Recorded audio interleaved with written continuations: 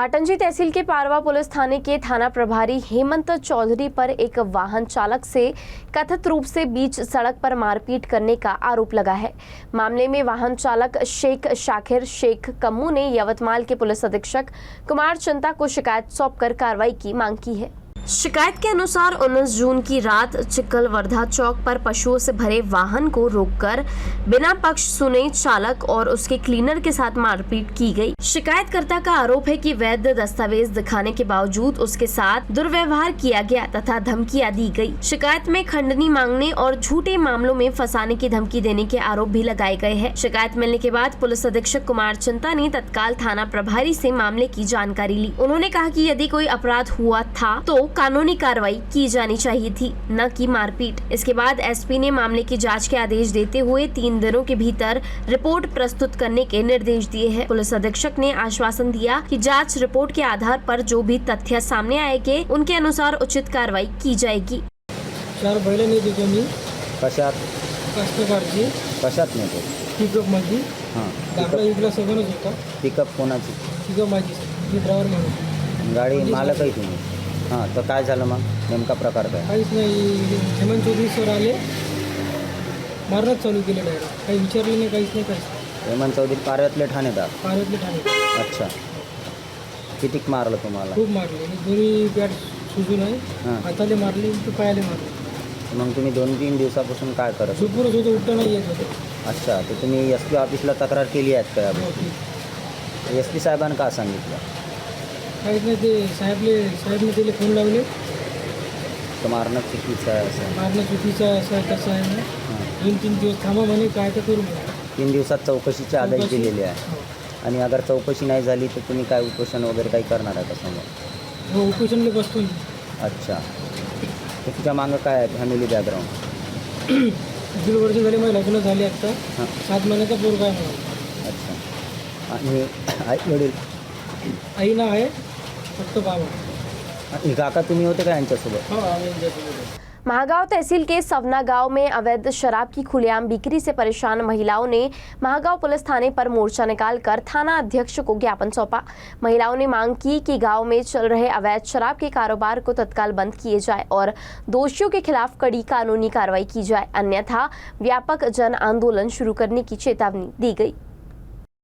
महिलाओं द्वारा दिए गए ज्ञापन में कहा गया कि गांव की कई स्थानों पर खुलेआम अवैध शराब बेची जा रही है, जिससे उनके परिवार बर्बाद हो रहे हैं। शराब की लत के कारण घरेलू विवाद, महिलाओं पर अत्याचार, आर्थिक संकट तथा सामाजिक असुरक्षा लगातार बढ़ रही है। महिलाओं का आरोप है कि कई बार शिकायत करने के बावजूद अवैध कारोबार पर कोई प्रभावी कार्रवाई नहीं हुई, जिससे ग्रामीणों में भारी आक्रोश है। ज्ञापन में पुलिस प्रशासन से मांग की गई कि अवैध शराब बेचने वालों के खिलाफ तत्काल मामला दर्ज कर उनके कारोबार को हमेशा के लिए बंद कराया जाए। महिलाओं ने स्पष्ट किया कि यदि जल्द कार्रवाई नहीं हुई तो उनके नेतृत्व में बड़ा जन आंदोलन किया जाएगा। सवना गांव में अवैध शराब बिक्री का मुद्दा अब गंभीर रूप ले चुका है। इस मामले में पुलिस प्रशासन कितनी तत्परता से कार्रवाई करता है, इस पर पूरे महागांव तहसील की नजरें टिकी हुई है। करनवाड़ी, घोड़दरा, खड़की और नरसाला गांव को जोड़ने वाले शिवधुरा पादन मार्ग को अतिक्रमण मुक्त कराने की मांग को लेकर चल रहा किसान आंदोलन अब निर्णायक मोड़ पर पहुंच गया है। वर्षों से लगातार प्रयास, 4 बार किए गए अनशन, अनेक ज्ञापन और राजस्व विभाग के आदेशों के बावजूद मार्ग से अतिक्रमण नहीं हटाए जाने पर नाराज किसानों ने अब आमरण अनशन का रास्ता अपनाया है। वंचित बहुजन आघाड़ी के नेता राजू निमसटकर के नेतृत्व में चल रहे आंदोलन में अनशनकारी संदीप उमरे का आमरण अनशन 9वें दिन में प्रवेश कर गया है। वही बुधवार से घोड़दरा गांव की महिला किसान रूपाली राहुल रोगे और शालू गजानन जिवतोड़े भी आमरण अनशन में शामिल हो गई है। महिला किसानों की भागीदारी से आंदोलन को नई मजबूती मिली है। आंदोलनकारियों का कहना है कि संबंधित मार्ग को अतिक्रमण मुक्त करने की राजस्व विभाग की प्रक्रिया पूरी हो चुकी है और आदेश भी जारी किए जा चुके हैं, लेकिन अब तक जमीनी स्तर पर कोई कार्रवाई नहीं हुई हुई है। इसे लेकर ग्रामीणों ने सवाल उठाया कि प्रशासनिक आदेशों के बावजूद कार्रवाई आखिरकार किस कारण से लंबित है। प्रदर्शनकारियों का आरोप है कि सार्वजनिक रास्ते, पादन मार्गों और आवागमन के रास्तों को अतिक्रमण मुक्त रखने की स्पष्ट सरकारी नीति होने के बावजूद इस मामले में प्रशासन अपेक्षित कार्रवाई नहीं कर रहा है। महिला किसानों ने कहा कि यह केवल सड़क का मामला नहीं बल्कि उनकी आजीविका और अस्तित्व का प्रश्न है। यदि खेत तक जाने का रास्ता ही नहीं होगा तो खेती कैसे करेंगे और खेती ही नहीं होगी तो जीवन कैसा चलेगा। आंदोलन के 90वें दिन बीत जाने के बाद भी कोई ठोस समाधान सामने नहीं आने से प्रशासन की कार्यशैली पर सवाल उठने लगे हैं। किसानों और स्थानीय नागरिकों ने वरिष्ठ राजस्व अधिकारियों तथा जिला प्रशासन से इस पूरे मामले में तत्काल हस्तक्षेप कर वास्तविक स्थिति की जांच कराने,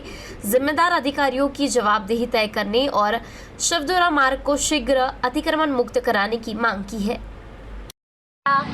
करणवाडी रस्त्याचे अतिक्रमण शिवधुरा उपोषणाला संदीप भाऊ बसलेले आहे। आज 8 दिवस झाले आहे, त्यांच्याकडे प्रशासनाचं लक्ष नाही आहे।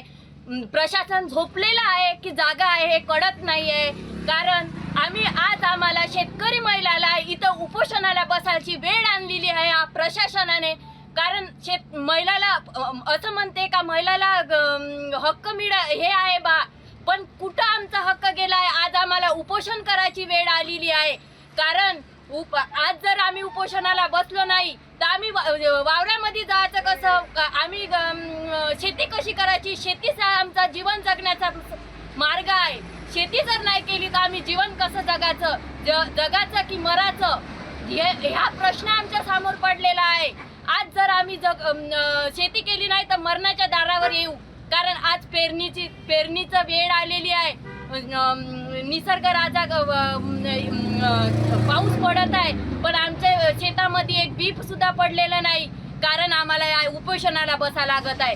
उपोषणाला जर आज बसलो नाही तर आम्हाला उद्या कापूस कशी आणायची ही समस्या निर्माण होणार आहे। आज जर कापूस आम्ही डोक्याला आणणार कसा? कारण आम्हाला पायी रस्ता सुद्धा मिळत नाही।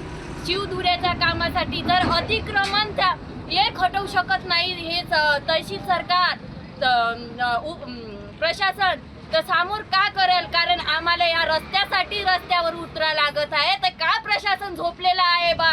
जागवा। कारण प्रशासनाने जागा नाही झालं तर आज माझ्यासारख्या महिलेला इथं उपोषणाला बसा लागत आहे।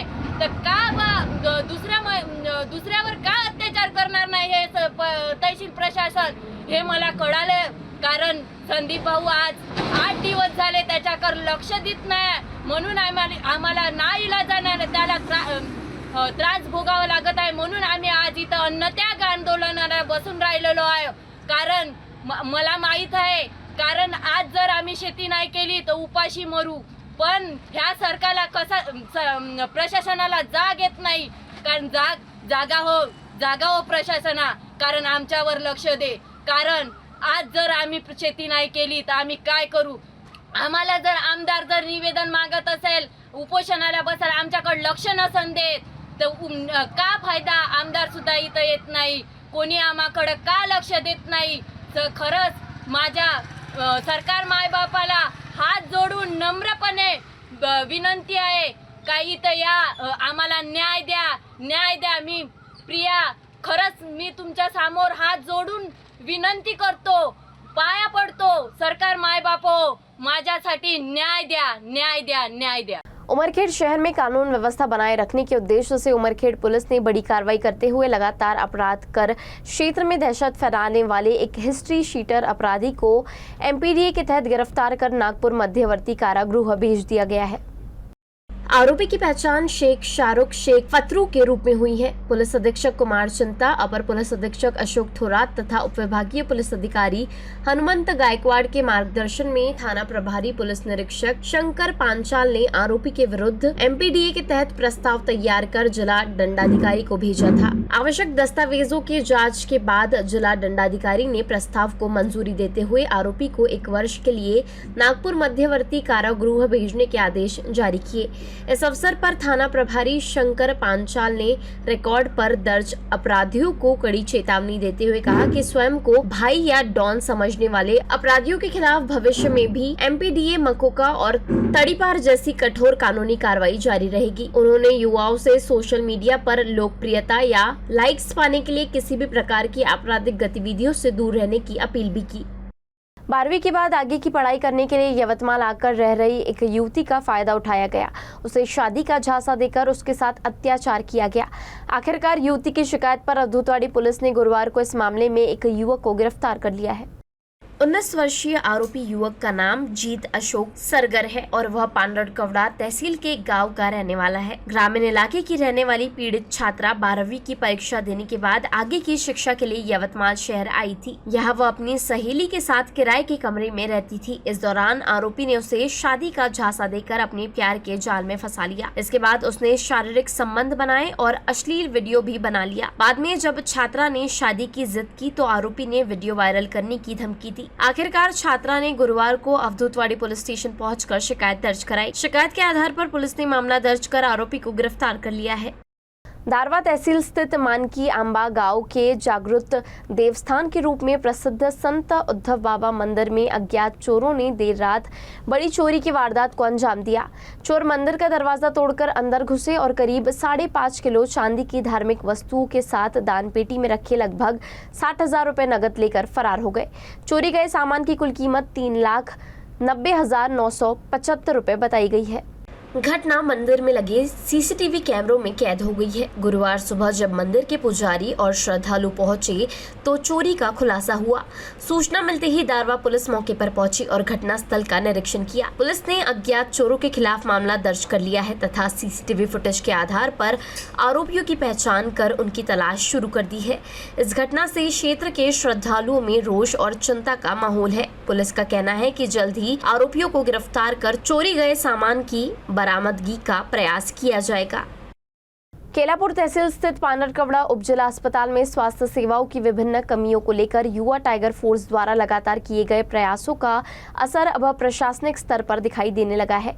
यवतमाल के जिला शुल्क चिकित्सक ने अस्पताल के चिकित्सा अधीक्षक से 4 दिनों के भीतर स्पष्टीकरण मांगा है। इससे आदिवासी एवं ग्रामीण क्षेत्र के नागरिकों की स्वास्थ्य संबंधित समस्याएं अब प्रशासन के संज्ञान में आधिकारिक रूप से पहुंच गई है। युवा टाइगर फोर्स ने अस्पताल में विशेषज्ञ डॉक्टरों के रिक्त पद, दवाइयों की कमी, विशेष उपचार सुविधाओं का अभाव, अपर्याप्त स्टाफ तथा मरीजों को होने वाली अन्य समस्याओं को लेकर कई बार ज्ञापन सौंपे और विभिन्न माध्यमों से मुद्दा उठाया था। संगठन के लगातार प्रयासों के बाद प्रशासन की यह कार्रवाई महत्वपूर्ण मानी जा रही है। युवा टाइगर फोर्स के संयोजक अंकित नेताम ने कहा कि प्रत्येक नागरिक को जीवन और स्वास्थ्य का अधिकार प्राप्त है। आदिवासी एवं ग्रामीण क्षेत्रों के लोगों को गुणवत्तापूर्ण स्वास्थ्य सेवाएं उपलब्ध कराना सरकार की संवैधानिक जिम्मेदारी है। उन्होंने कहा कि केवल रिक्त पदों को भरना ही पर्याप्त नहीं होगा, बल्कि अस्पताल की पूरी मरीज केंद्रित व्यवस्था में सुधार करना भी आवश्यक है। संगठन ने प्रशासन के समक्ष यह भी मुद्दा उठाया कि अस्पताल में उपलब्ध कई सुविधाएं उचित स्थान पर प्रदर्शित नहीं होने के कारण मरीजों को उनकी जानकारी नहीं मिल पाती। विशेष रूप से डेंटल ओपीडी को अधिक स्पष्ट और आसानी से पहुंच वाले स्थान पर स्थानांतरित करने की मांग की गई। युवा टाइगर फोर्स ने यह भी आरोप लगाया कि अस्पताल के कुछ कर्मचारी समय पर उपस्थित नहीं रहते हैं, जिनकी शिकायतें नागरिकों से प्राप्त हुई है। संगठन ने अस्पताल की उपस्थित व्यवस्था, सेवा वितरण और मरीजों के प्रति जवाबदेही की आंतरिक समीक्षा करने की मांग भी की है। मॉनसून सत्र के दौरान आदिवासी क्षेत्र की स्वास्थ्य व्यवस्था का यह मुद्दा अब राज्य स्तर तक पहुँच गया है। ऐसे में संबंधित विभाग से शीघ्र ठोस निर्णय लेने की अपेक्षा की जा रही है। यवतमाल के टीबी अस्पताल परिसर स्थित सरकारी क्वार्टरों में पिछले 30 से 40 वर्षों से रह रहे परिवारों को बॉम्बे हाईकोर्ट की नागपुर खंडपीठ से बड़ी राहत मिली है। क्वार्टर खाली करने के प्रशासन के नोटिस के खिलाफ दायर याचिका पर सुनवाई करते हुए अदालत ने 9 सितंबर 2026 तक बेदखली की कार्रवाई पर रोक लगा दी है। प्रशासन ने परिसर में व्यावसायिक संकुल विकसित करने की योजना के तहत निवासियों को क्वार्टर खाली करने का नोटिस जारी किया था। हालांकि वैकल्पिक आवास की व्यवस्था किए बिना बेदखली की प्रक्रिया शुरू होने से कई परिवारों के बेघर होने की स्थिति बन गई थी। निवासियों की ओर से दायर याचिका में अधिवक्ता वैभव गोविंद येड़के और अधिवक्ता ऋषिकेश भोयर ने पक्ष रखते हुए कहा कि तत्काल बेदखली से प्रभावित परिवारों के आवास, बच्चों की शिक्षा, रोजगार और अन्य मूलभूत अधिकार प्रभावित होंगे। सुनवाई के दौरान निवासियों ने न्यायालय में शपथ पत्र देकर 9 सितंबर 2026 तक वैकल्पिक व्यवस्था कर क्वार्टर खाली करने का आश्वासन दिया। इसके बाद न्यायालय ने प्रशासन को तब तक किसी भी प्रकार की जबरन बेदखली की कार्रवाई नहीं करने का निर्देश दिया। न्यायालय के इस फैसले से क्वार्टर में रह रहे परिवारों को फिलहाल बड़ी राहत मिली है। वहीं निवासियों ने प्रशासन से मानवीय दृष्टिकोण अपनाते हुए जल्द से जल्द पुनर्वास और वैकल्पिक आवास की व्यवस्था करने की मांग की है। दिनांक 9/6/2026 रोजी यवतमाळचे उपविभागीय अधिकारी साहेब यांनी टीबी हॉस्पिटल येथे रहिवासी असलेल्या रहिवाशांना पुढच्या 7 दिवसांमध्ये तिथले क्वार्टर खाली करावे अशा संदर्भातल्या नोटिसेस जारी केल्या होत्या। या नोटिसेसला आव्हान देत आम्ही मुंबई उच्च न्यायालयाच्या नागपूर खंडपीठ येथे याचिका दाखल केली होती आणि माननीय मुंबई उच्च न्यायालयाच्या नागपूर खंडपीठाने आता तिथे रहिवासी असलेल्या सगळ्या नागरिकांना दिनांक 9 सप्टेंबर 2026 पर्यंत त्यामध्ये दिलासा दिलेला आहे आणि मागच्या 20 ते 30 वर्षापासून तिथे काही नागरिक वास्तव्यास आहेत आणि 7 दिवसाच्या इतक्या कमी कालावधीमध्ये जागा खाली करणे हे अशक्य असल्यामुळे आणि इतरही काही बाबींचा विचार करता माननीय मुंबई उच्च न्यायालयाच्या नागपूर खंडपीठाने तिथे रहिवासी असलेल्या नागरिकांना त्यामध्ये दिलासा दिला आहे। यवतमाल जिला पुलिस द्वारा चलाए गए विशेष अभियान ऑपरेशन खोज के तहत 60 लापता पीड़ित बालिकाओं का सफलतापूर्वक पता लगाकर उन्हें सुरक्षित उनके परिजनों के सुपुर्द किया गया। इस उल्लेखनीय कार्य के लिए संबंधित पुलिस अधिकारियों एवं कर्मचारियों को अमरावती परिक्षेत्र के विशेष पुलिस महानिरीक्षक महेश पाटिल ने प्रशंसा पत्र देकर सम्मानित किया।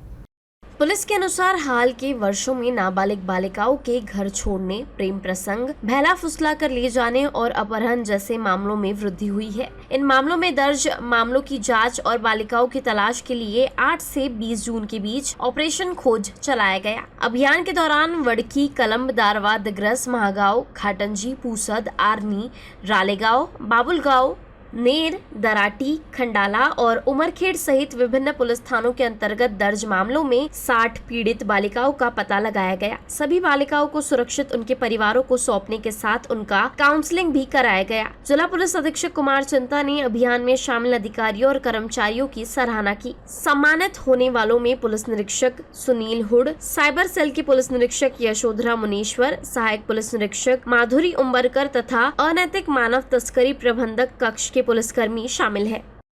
खबरों का सिलसिला यूं ही जारी रहेगा। आप देखते रहिए यूसी न्यूज़।